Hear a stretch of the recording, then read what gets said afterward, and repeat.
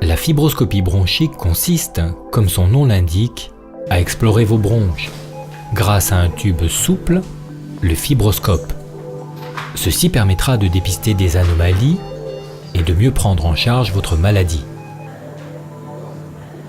Donc dans un premier temps, le patient va arriver, il va être conditionné par l'anesthésiste qui va lui poser une voie veineuse par laquelle il pourra contrôler donc les apports et donner les médicaments anesthésiques.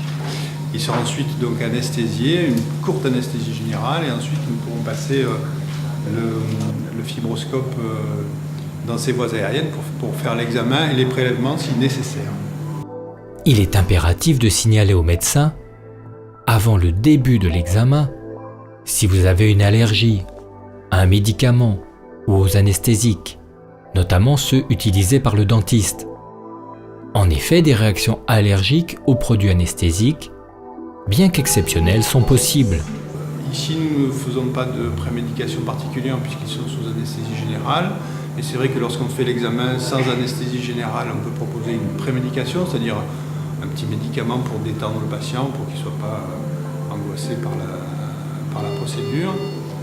Et puis, évidemment, il faut être à jeun depuis au moins 4 heures avant de faire cet examen. Le fibroscope est introduit dans le nez ou dans la bouche.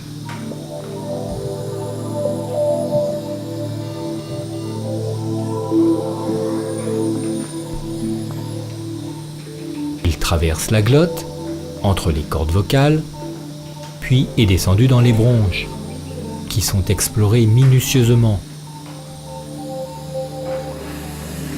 À cet instant, il est possible de prélever un peu de tissu bronchique, à l'aide d'une petite pince introduite dans le canal du fibroscope.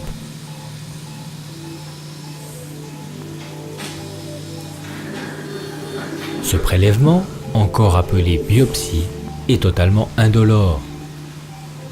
Parfois, le médecin injectera un peu de sérum physiologique. Ce liquide sera immédiatement réaspiré et adressé à un laboratoire pour analyse. Les complications de la fibroscopie sont extrêmement rares.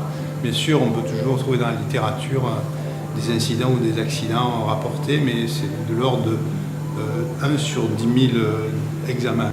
Il y a toujours un risque chez les patients qui ont déjà des maladies respiratoires avancées. Donc effectivement, il peut y avoir un risque d'une part d'aggravation passagère de la fonction respiratoire pour les gens qui par exemple ont déjà une insuffisance respiratoire. Il y a aussi un risque qui n'est jamais nul de ce qu'on appelle une infection nosocomiale, c'est-à-dire d'attraper une infection par le simple fait d'être dans un établissement hospitalier et d'y subir des procédures.